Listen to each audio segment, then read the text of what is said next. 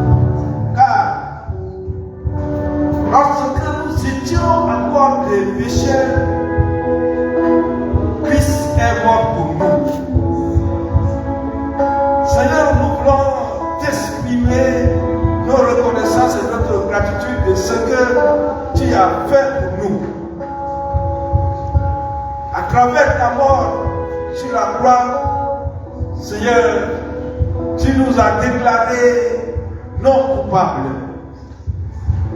Merci de nous avoir justifiés.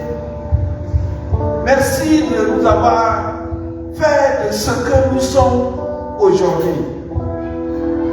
Seigneur, comment ne pas te louer, comment ne pas t'adorer, Seigneur, de ce que tu veilles sur nous à chaque jour. Et dans ta grâce, tu as préservé la vie de tes enfants que nous sommes. Combien sont à l'hôpital? Combien sont endeuillés? Mais Seigneur, dans ta miséricorde, tu nous consoles et tu nous restaures et tu nous donnes la force de t'appartenir. Seigneur, nous voulons te dire merci et t'exprimer toutes nos reconnaissances de ce que tu as fait lever ton soleil de justice sur nous. Béni soit ton nom. Gloire soit rendue à toi seul, d'éternité à l'éternité, en Jésus notre Sauveur. Nous t'adorons. Amen.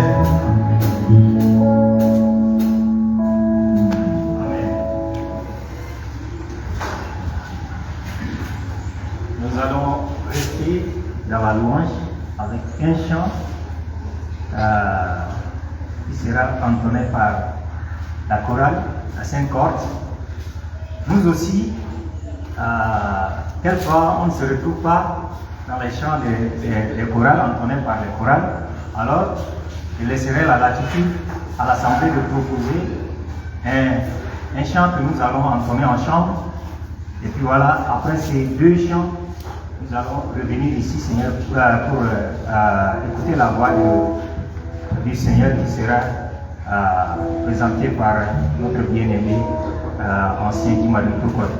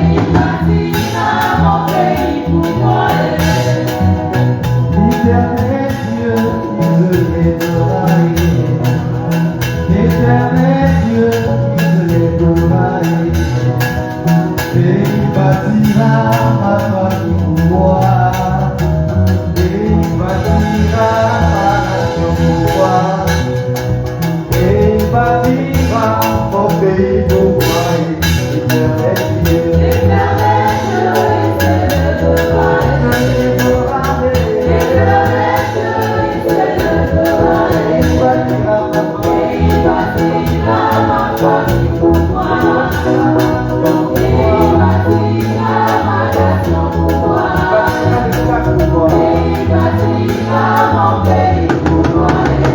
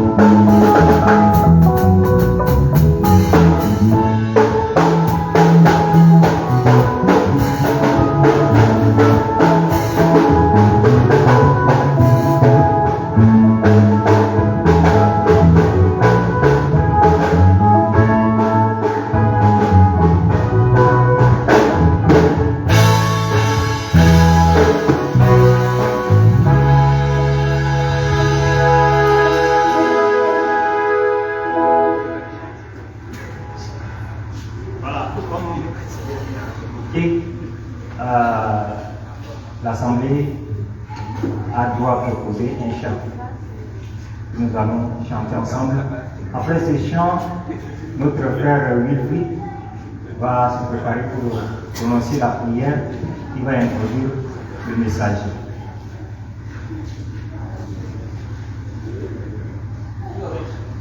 « 125, chant de victoire. »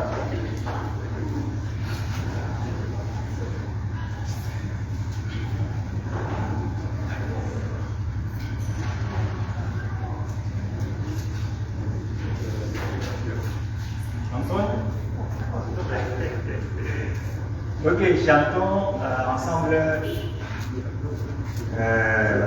le numéro 125. J'ai longtemps erré sans guide, attiré de mes bonnets, la main, hélas, mon cœur avide ne trouvait que là. Où sera la main puissante qui pourra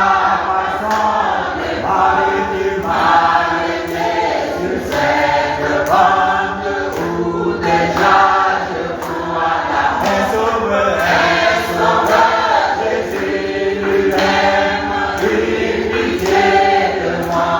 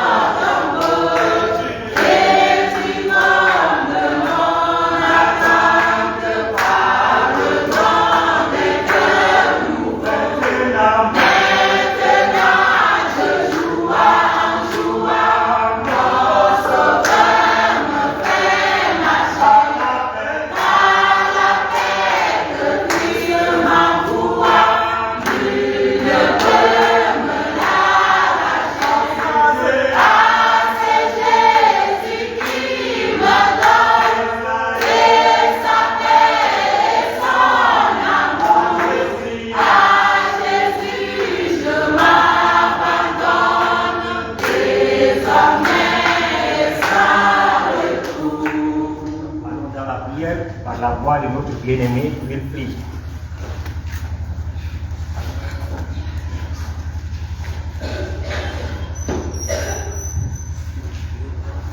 Dans le Père, merci. Merci pour ce moment que nous allons passer au premier moment de l'adoration, Père. Nous allons passer au moment de l'écoute de ta parole, Seigneur Jésus. Dispose nos cœurs à ta parole. Acte les pas de nos frères et ceux qui sont encore au bout du chemin, afin que nous puissions nous retrouver dans les bonnes conditions sans te dire merci, Papa. Mets ta main bénissante sur ton serviteur, qui va nous prêcher ta parole et dispose nos cœurs à ta parole. Au nom de Jésus-Christ, nous avons prié. Amen. Amen. Nous invitons le messager du jour à venir ici parler de la grâce de Dieu.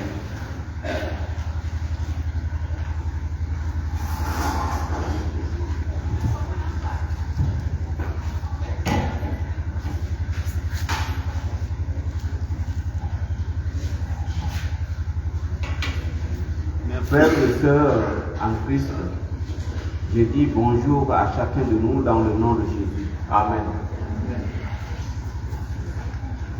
Nous avons à nous exhorter ce matin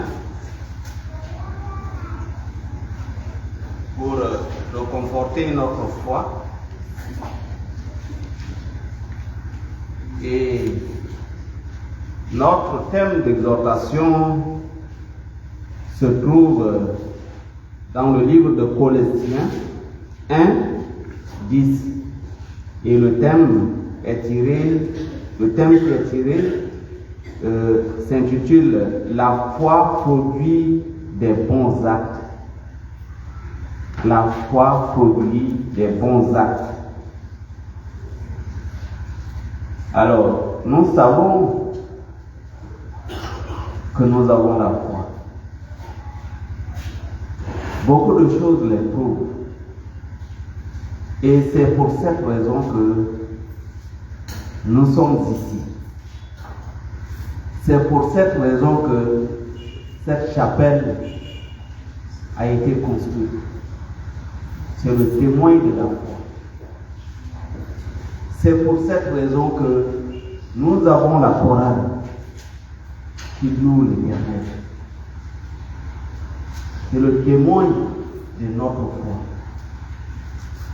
Nous savons que nous avons une école qui est fonctionnelle et qui contribue à l'évangélisation. Ça prouve la foi. Mais aujourd'hui, nous allons nous exhorter plus dans notre foi. Qu'est-ce qu'il nous reste à faire? Chacun de nous, qu'est-ce que nous pouvons pour montrer notre foi? Et alors, nous avons dit, la foi produit des bons actes. En lisant cette parole, Colossiens 1:10 nous dit, pour marcher d'une manière digne du Seigneur et lui être entièrement agréable, portant des fruits en toutes sortes de bonnes œuvres et croissant par la connaissance de Dieu. C'est une exhortation qui nous appelle à mettre en œuvre notre foi. Chacun de vous porte une foi. Raison pour laquelle vous vous êtes convertis. Et vous avez accepté de marcher avec Christ. Et vous savez que à chaque jour et chaque dimanche, vous devez rencontrer Christ. Et le dimanche, vous venez en communauté. Vous venez nombreux pour écouter sa parole. Mais écouter sa parole, pourquoi faire? C'est pour marcher selon la parole. marcher selon Christ. Christ dont nous sommes disciples parce que nous avons accepté de le suivre, de marcher sur ses pas. Lorsque vous regardez dans le livre de Genèse 17:1, il nous dit, lorsque Abraham, j'ai dit Abraham, pas Abraham, lorsque Abraham fut âgé de 99 ans, l'Éternel apparut à Abraham et lui dit, je suis le Dieu Tout-Puissant. Marche devant ma face et sois intègre. Il est apparu à Abraham et il lui a dit quoi? Il s'est présenté. Je suis le Dieu Tout-Puissant. Marche devant moi, sois intègre. Dieu a appelé Abraham et il l'a instruit, il a donné un ordre. Et il a des exigences, il lui a dit, sois intègre. Nous qui sommes ici, nous sommes les appelés. Dieu nous a appelés, chacun de nous. Dieu nous a appelés. Et Dieu nous donne des ordres. Chacun de nous reçoit l'ordre de Dieu, de ce qu'il doit faire. Et Dieu voudrait que nous, qui sommes appelés, qui sommes instruits de lui, il nous donne une instruction d'être intègre, c'est-à-dire propre. Avoir la capacité d'être saint, de respecter ce que lui il nous dit. Être intègre, c'est être conforme. Être respectueux.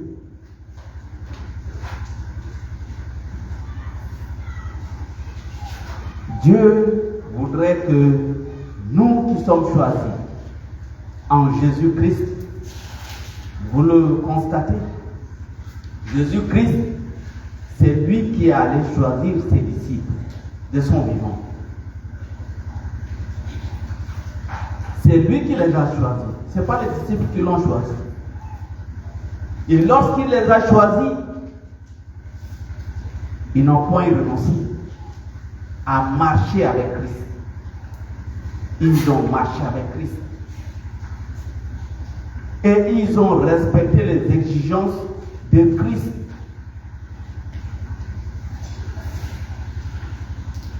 Dans 1 Corinthiens 7:20, il nous dit que chacun demeure dans l'état où il était lorsqu'il a été appelé. Dans l'état où il était lorsqu'il a été appelé. Le jour où vous avez décidé de donner votre vie à Christ, ce jour-là, c'est un grand jour. Parce que vous savez très bien que quelque chose vous a motivé de l'intérieur. Quelque chose a parlé en vous et quelque chose vous a déterminé. C'est l'Esprit Saint. Vous étiez déterminé, motivé à donner votre vie. Et Dieu voudrait que l'état dans lequel, le jour où vous avez donné votre vie, que vous soyez dans cet état-là. Parce que vous vous êtes engagé. Vous êtes allé jusqu'au baptême. Vous êtes sorti de là et l'Esprit est toujours en vous. Et l'Esprit vous anime pour que vous produisez des œuvres. constatez que votre foi n'a pas failli, que vous êtes resté dans l'état où Christ vous a appelé. Alors, mes frères, ce n'est pas le moment de se refroidir.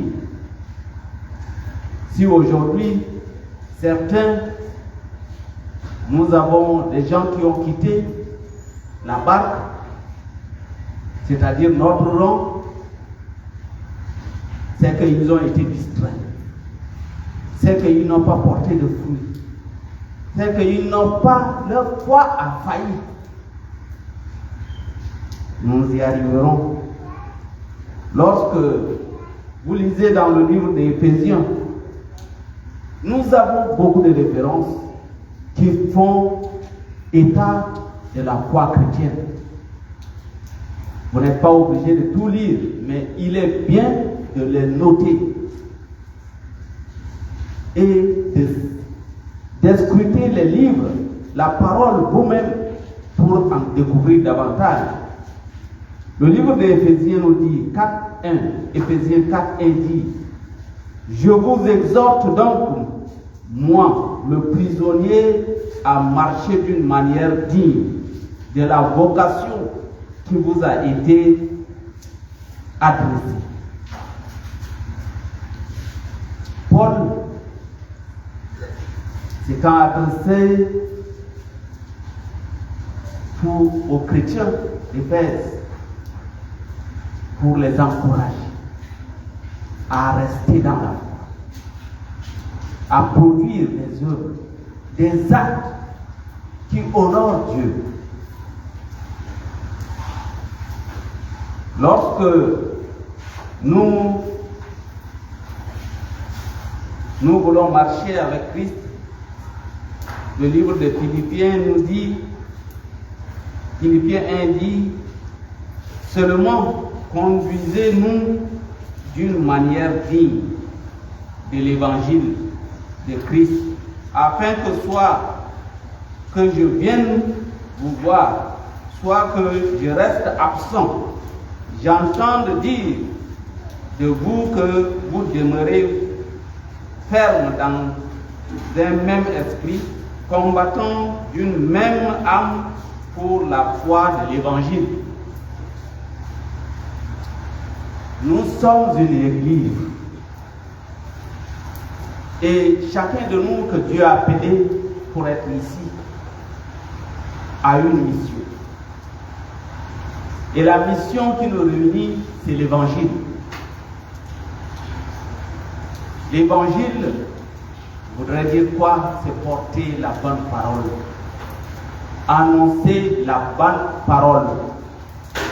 Est-ce que chacun de nous a l'occasion de le faire? Chacun de nous porte l'évangile. Chacun de nous porte le témoignage de chacun d'entre vous, de sa foi qu'il est en train de propager l'évangile. Qui a déjà conquis une âme et venir la présenter à l'église? C'est mon voisin, de la maison, de la concession, du quartier, c'est mon ami. Qui de vous l'a déjà fait? Nous avons une mission et nous devons le faire. C'est pour cette raison que nous sommes ici. Lorsque nous regardons dans la Bible la place de la foi et des œuvres, quelqu'un va dire: mais comment vous pouvez savoir que j'ai la foi ou je n'ai pas la foi? Mais la Bible détermine les conditions dans lesquelles nous pouvons prouver notre foi ou ne pas prouver notre foi. Ou que nous avons la foi ou que nous ne l'avons pas. Regardons dans la Bible.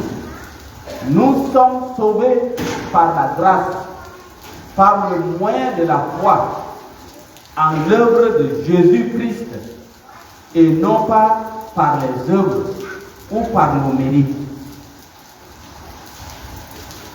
Nous allons lire ces versets. Nous invitons un frère, vous avez la Bible, n'est-ce pas? Nous invitons un frère à ouvrir dans le livre de Éphésiens 2, 8 à 10.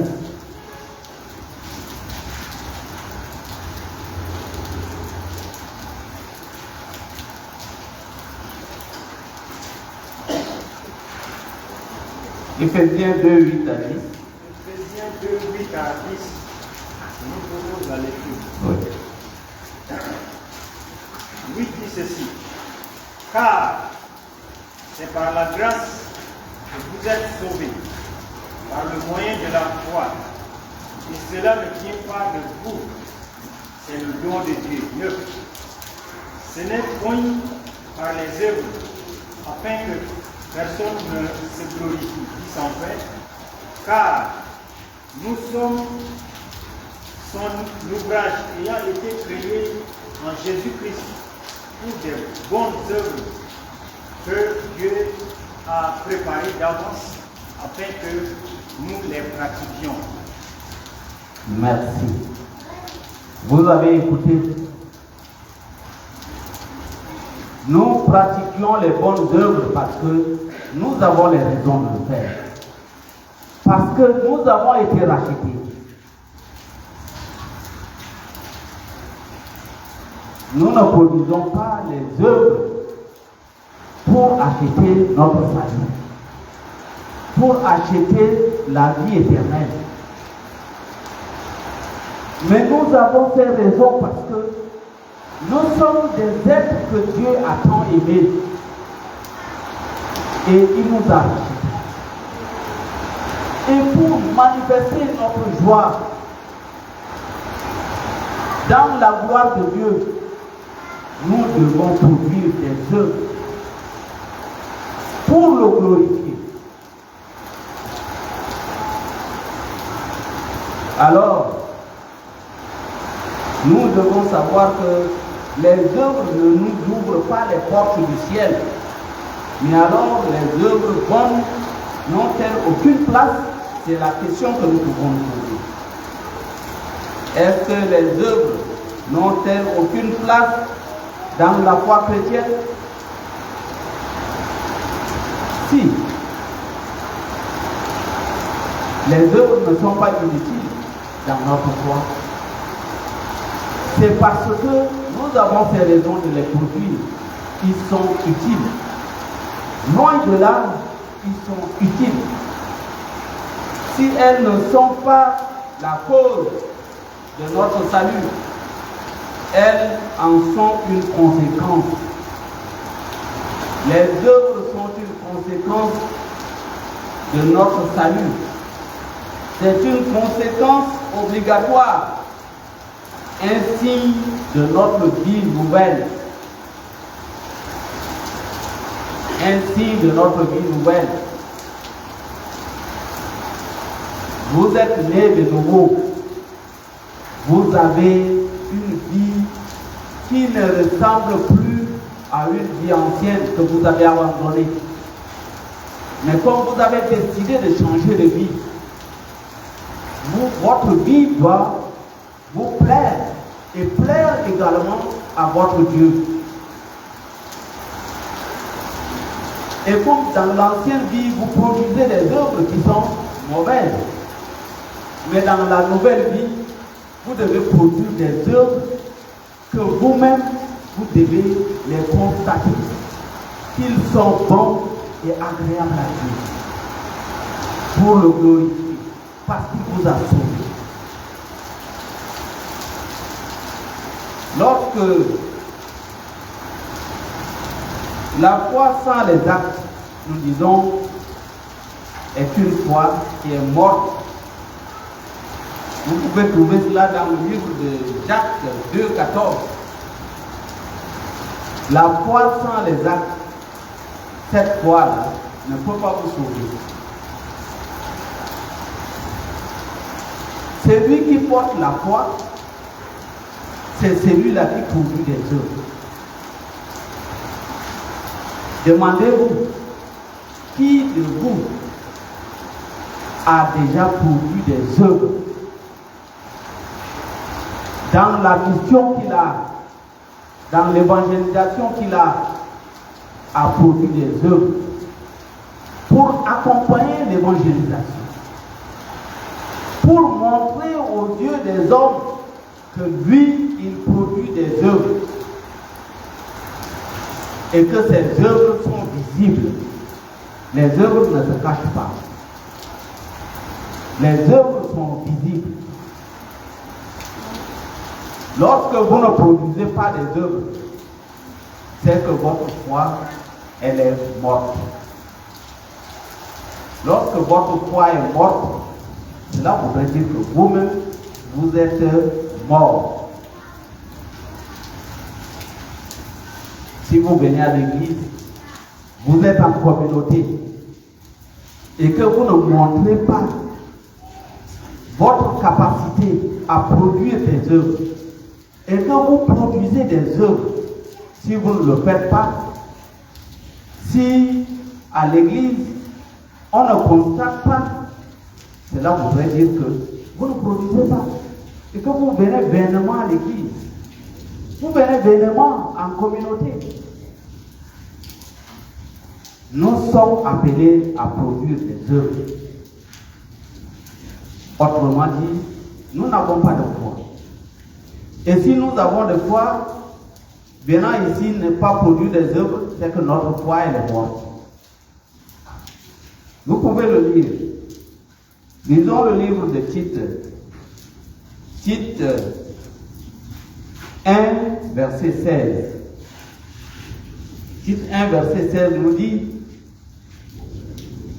ils font profession de connaître Dieu, mais ils le renient par leurs œuvres, étant abominables, rebelles et incapables d'aucune bonne œuvre. Je le relis. Ils font profession de connaître Dieu, mais ils le renient par leurs œuvres, étant abominables, rebelles et incapables d'aucune bonne œuvre. Oui. Beaucoup d'entre nous viennent à l'église. Il y en a qui viennent seulement pour discuter, pour contester, pour désapprouver, pour montrer ce qu'ils sont, pour dire qu'ils peuvent donner une autre orientation à l'église. Ce sont de bonnes œuvres. La parole de Dieu dit c'est abominable. Les œuvres que vous devez produire doivent contribuer à l'épanouissement de l'Église, doivent vous amener à faire du bien aux hommes, doivent vous amener à participer à des activités, doivent vous amener à montrer le don, le talent que Dieu vous a donné, que ce soit en connaissance, que ce soit en pratique. Dieu a donné à chacun d'entre nous des talents, des choses à exprimer pour la gloire de son nom, pour montrer notre foi, que nous marchions dans la voie du Seigneur.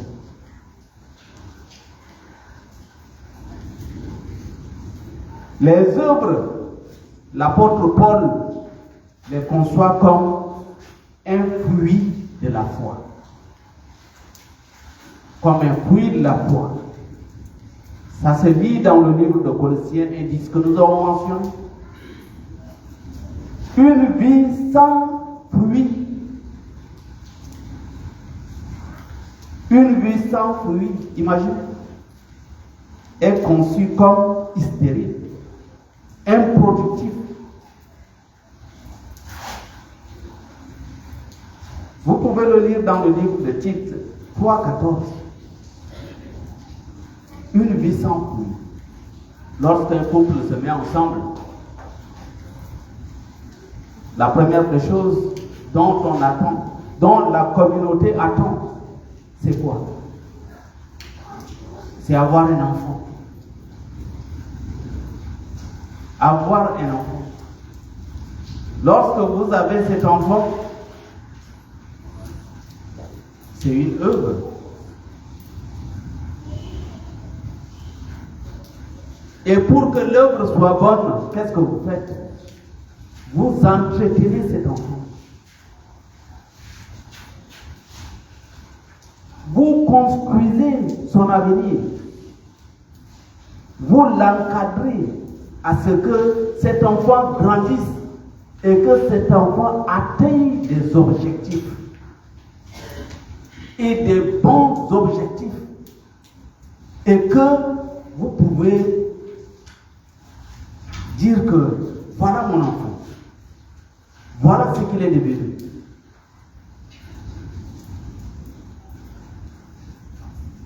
Et alors, ces œuvres, il y a le bon et le mauvais. Il y a des enfants qui deviennent des toxicomanes. Il y a des enfants qui deviennent des enfants obéissants, qui travaillent. Peut-être qu'ils ont le bureau, peut-être qu'ils sont des techniciens, peut-être qu'ils produisent des œuvres qui vous nourrissent. Il y a des enfants qui sont mal éduqués, qui ne produisent rien de toute leur vie, ils dépendent que de vous.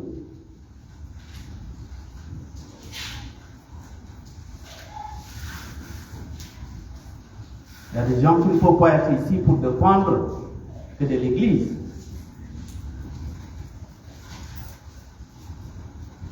Nous sommes tous les enfants de Dieu. Et Dieu nous encadre. Et notre encadrement, c'est la parole. Nous avons cette parole qui, du début à la fin de la page de cette Bible, ce n'est que des encadrements pour ne permettre à personne de s'égarer. Et que chacun de nous est appelé à produire des bonnes œuvres parce que nous avons un encadrement qui ne nous permet pas de rater notre vie chrétienne.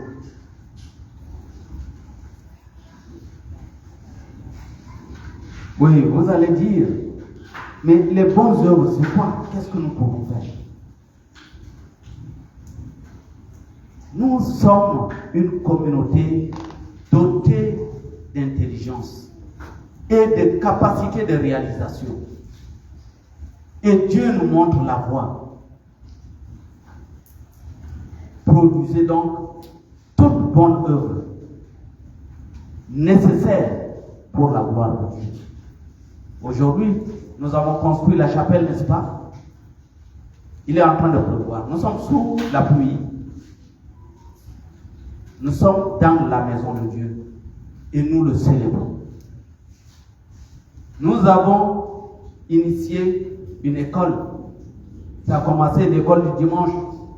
Nous encadrons des enfants pour que ces enfants, c'est eux qui dirigent l'église. Nous avons initié une école publique, d'enseignement public, secondaire, primaire. Nous attendons à ce que cette œuvre-là évolue. L'Église a acheté des terrains. Nous avons des terrains. Qu'est-ce que nous avons produit sur ces terrains? L'Église que nous sommes, nous existons il y a cela plus de 30 ans. Plus de 30 ans. Combien d'églises nous avons créées? Combien d'églises se sont démultipliées de cette église, de cette chapelle? Chabakat a combien d'autres églises? Nous avons 30 ans. Nous avons dépassé l'âge de la maturité. Combien d'évangélisations avons fait au cours de l'année, au cours des 2-5 dernières années? Combien d'églises nous avons implantées? Combien d'évangélistes nous avons formés?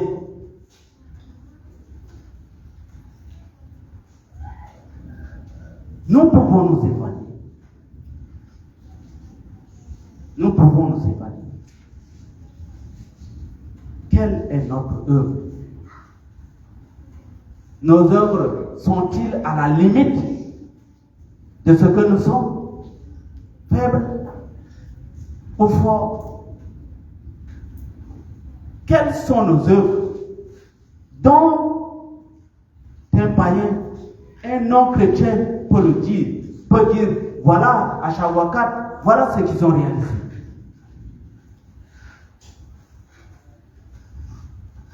Nous devons nous amender. Nous nous amendons. Faisons des efforts. Et faisons-les en plus. Nous savons très bien que nous sommes ici des fonctionnaires, des travailleurs, des gens hors catégorie qui sont là, dotés de connaissances suffisantes. Qu'est-ce que l'Église? Qu'est-ce que parmi vous quelqu'un a initié pour que l'Église puisse s'en accaparer et s'en épanouir? Nous avons besoin de Gédéon. Nous avons besoin de Néhémie. Nous avons besoin d'Esther. Des gens qui mettent leur foi en œuvre pour prouver qu'ils sont capables de communiquer avec Dieu et que Dieu réalise pour eux ce dont ils ont besoin pour leur communauté.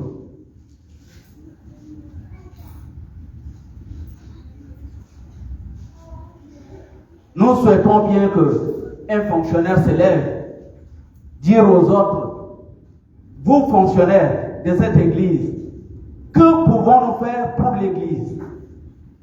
Allons avec la vision de l'église, que pouvons-nous faire? Nous avons une entreprise pour l'église.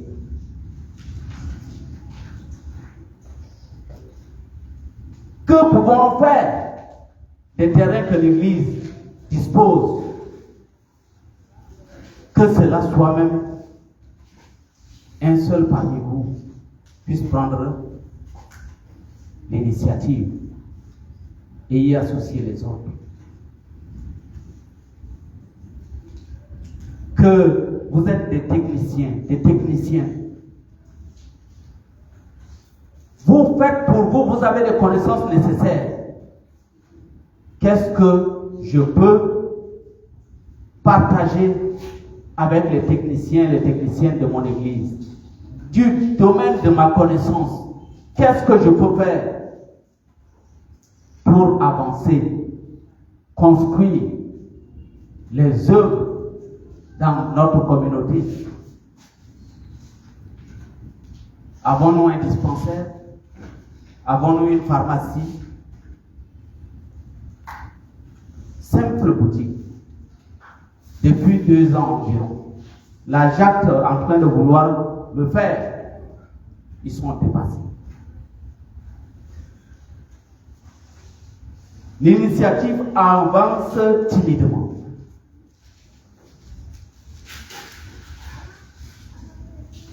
Si nous avons la foi et que cette foi doit produire, ces projets auraient été accomplis.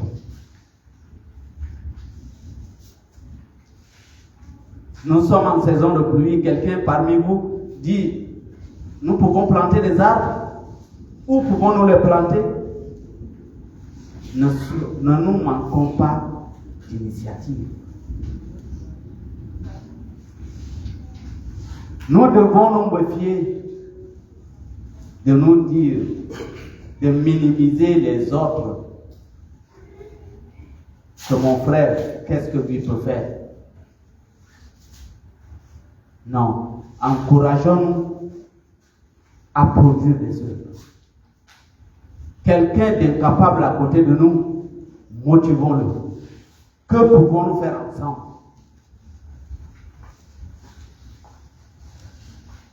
Lorsque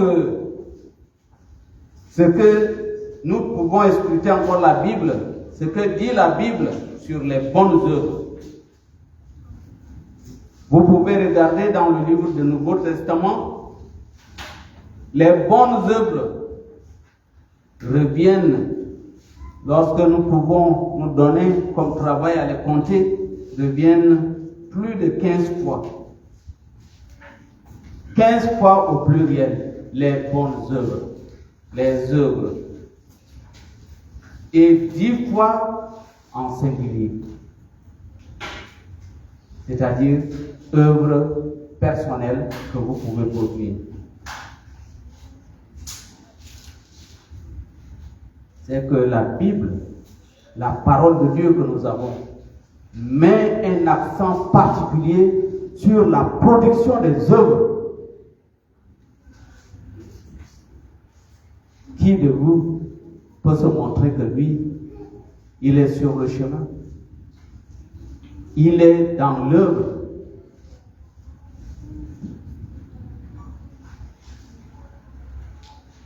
Jésus a inscrit dans son premier discours public fondateur, d'après l'évangéliste Matthieu, juste après les béatitudes, comme une obligation évidente pour un disciple. Pour un disciple. Pour un disciple. Regardez le livre de Matthieu 5, 16. Matthieu 5, 16.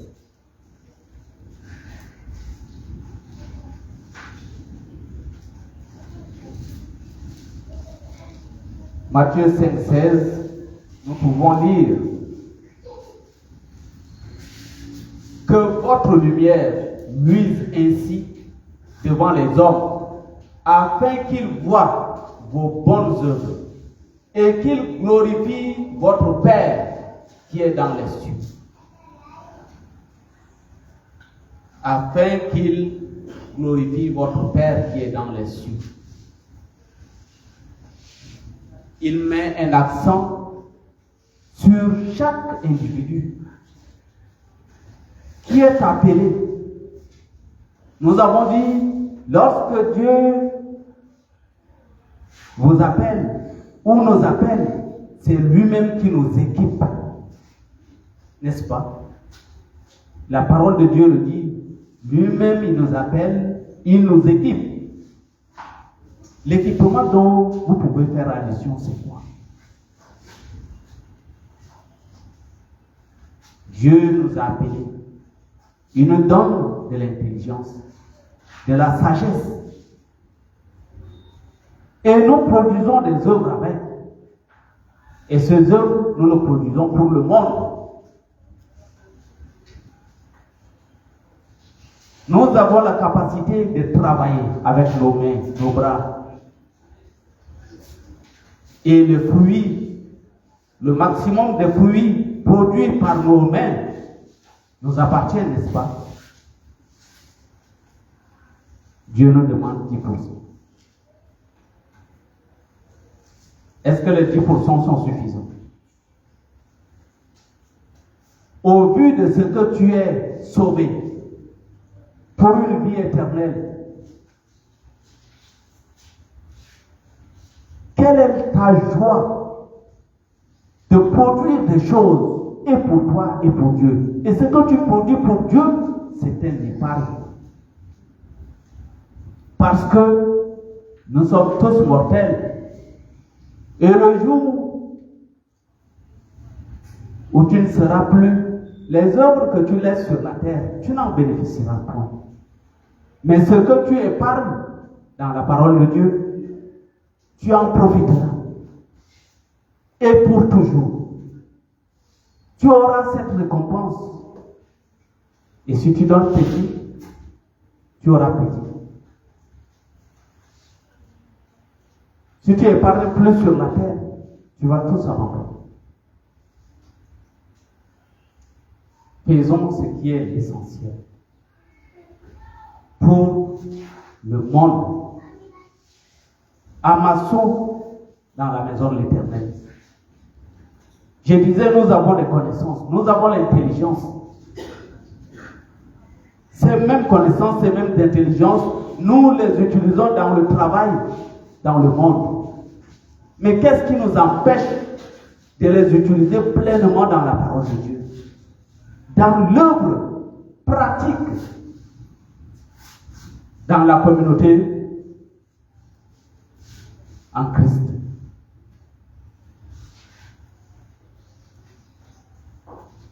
Que votre lumière luise devant les hommes afin qu'ils voient vos bonnes œuvres.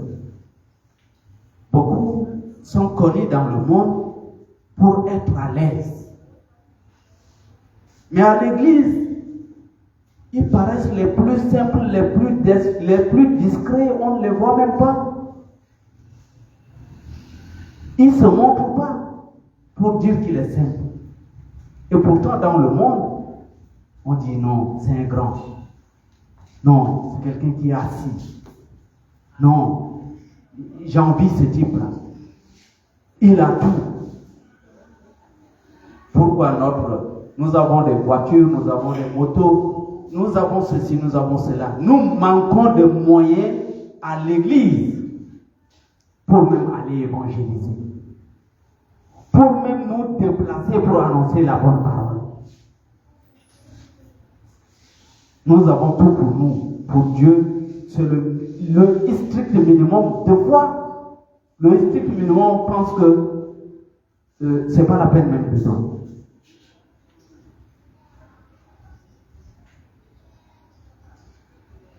Oui, les bonnes œuvres, ça s'apprend. Ça s'apprend. Si personne ne le communique, personne ne fait valoir ce que la Bible le dit, beaucoup seront ignorants de la pratique des bonnes œuvres. En outre, c'est dans le plan de Dieu pour vous. C'est dans le plan de Dieu pour vous de produire des œuvres. Disons dans le livre d'Éphésiens 2:10. C'est dans le plan de Dieu que nous devons produire des œuvres. On attend de qui que ce soit un chrétien la production d'une œuvre. Pour que Dieu guérisse nous. Pour que les gens te connaissent. Que toi dans l'église, toi dans cette communauté de Chaguacat, vraiment tu interviens. Vraiment tu as participé à faire quelque chose.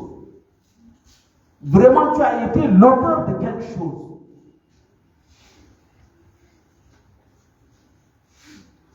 Qu'est-ce que tu as apporté?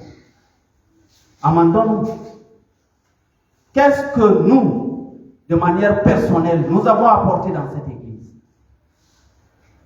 Il y en a qui diront, j'ai ramassé des briques pour construire la chapelle. J'ai donné mes dîmes, j'ai donné les offrandes. Ça, c'est naturel. Étant en Christ, c'est naturel. Il va falloir que tu prouves par toi-même. Au-delà de ça, qu'est-ce que tu peux faire de particulier pour manifester ta foi?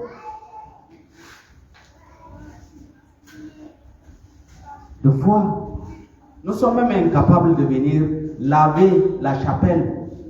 Je pense que ces derniers temps, les gens ont abandonné laver la chapelle. Même balayer quelques rares. Je donne un exemple. Lorsque j'étais à l'université de Gambéré, nous avons une communauté religieuse Et nous nous organisons. Nous avons des anciens, des diacres, de ceci, cela. Ils sont là à l'église. Mais l'assemblée s'organise. Nous avons des équipes qui se relaient uniquement pour mettre au propre la chapelle.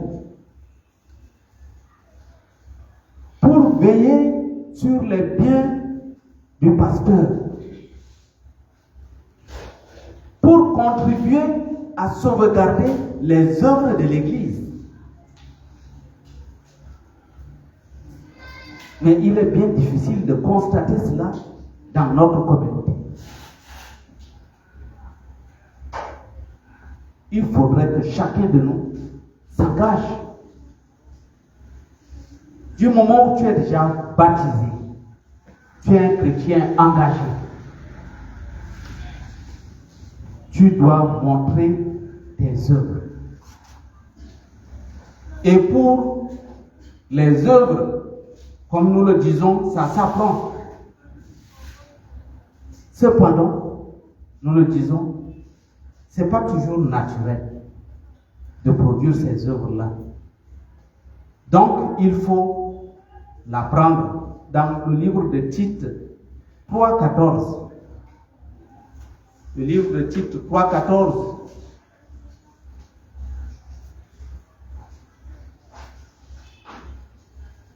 Vous pouvez trouver qu'il faut apprendre.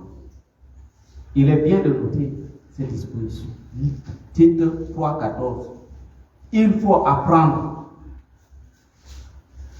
Quand vous venez, il faut insister fortement sur cela. C'est toujours Tite 3,8. Il faut insister pour la production des œuvres. Entre nous, nous devons insister pour que nous produisions. Et il faut s'appliquer. Toujours dans le livre de Tite 3,8, il faut s'appliquer. Ce n'est pas seulement de dire, d'insister, mais s'appliquer, c'est-à-dire mettre en pratique. Il faut y mettre son ardeur. Il le dit dans le titre 2,14. Il faut mettre son ardeur, c'est-à-dire mettre sa force, sa vigueur, tout ce qui concourt à produire cette œuvre pour la communauté chrétienne. Il faut le faire. Nous devons y veiller. Veiller, ce n'est pas seulement le pasteur, ce n'est pas seulement les anciens, ce n'est pas seulement les diacres, les diaconesses, mais nous tous, l'assemblée, chacun de vous, doit veiller à la production des œuvres. Les œuvres produites, vous devez sauvegarder. Vous devez protéger. Mais qu'est-ce que nous avons produit pour protéger? Qu'est-ce que nous avons déjà fait? Qu'est-ce qu'il nous reste à faire?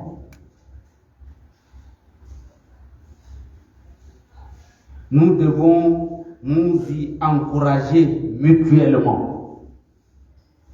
Ce n'est pas seulement à la chair qu'on vous dit cela, mais entre vous, connaissant la parole, vous devez vous encourager à la production des œuvres. Mutuellement, vous devez vous le dire. C'est cela qui est bon et utile. Ce qui glorifie Dieu. Y compris les non-chrétiens. Ce sont nos œuvres qui doivent attirer leur attention. Les non-chrétiens. Mais si nous ne produisons pas, en quoi nous différons d'eux? En quoi? Peut-être eux, ils sont plus que nous, mieux que nous. Si Si nous regardons d'autres communautés religieuses, il y en a qui sont en avance. Même chez nous ici, prenons d'autres communautés religieuses. Ils se sont démultipliés en combien d'églises? Qu'est-ce qu'ils ont mis en commun comme production d'œuvres qui arrange toutes ces églises? Il y en a qui ont des dispensaires, des pharmacies. Il y en a qui ont des entreprises.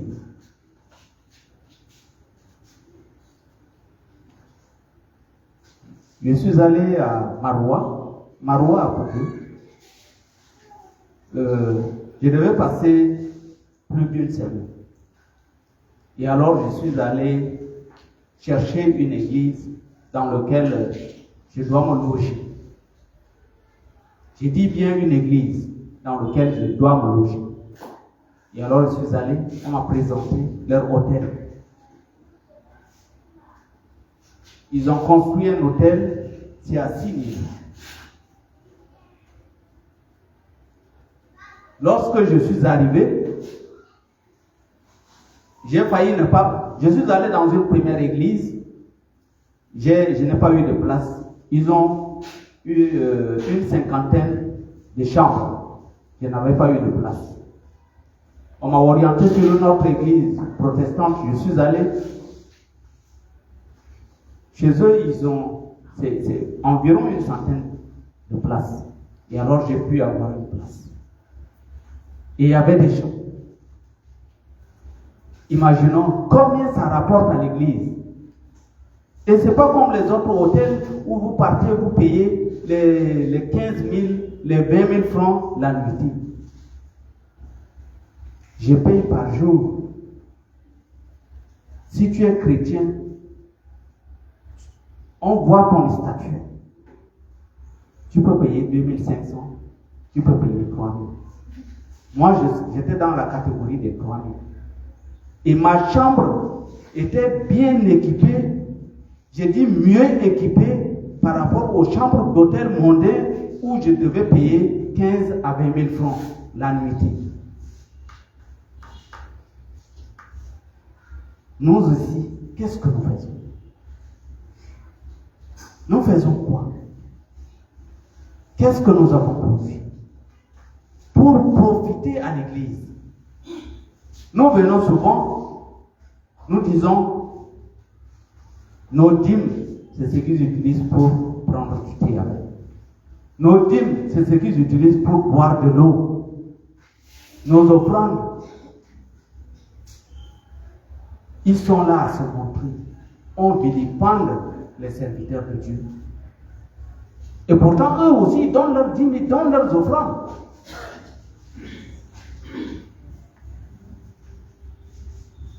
Que faisons-nous ici?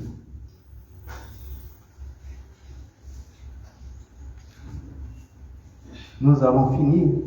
En fait, il est utile de nous exhorter aux bonnes œuvres. Puisque Dieu le fait dans sa parole. C'est ce qui donne sens à la vie chrétienne que nous menons. Les œuvres prouvent l'existence de notre foi. Ça prouve l'existence de notre foi. Si de toi-même tu n'as pas produit une œuvre, c'est-à-dire que tu n'as pas de foi. Il ne suffit pas de venir donner 10 offrandes. Ce n'est pas des œuvres. C'est une obligation naturelle dans la parole de Dieu. Mais les œuvres, prouvons-le par notre foi que nous le donnons et que nous le protégeons, nous l'entretenons pour que notre communauté en bénéficie, pour que d'autres dans le monde en parlent pour la gloire de Dieu. Nous devons montrer cette capacité. Dans le livre de Hébreux 11:6, or, sans la foi, il est impossible de lui être agréable. Car il faut que celui qui s'approche de Dieu croit que Dieu existe et qu'il est le rémunérateur de ce qu'il cherche. La parole est très claire dans ce domaine-là. Et alors, mes frères,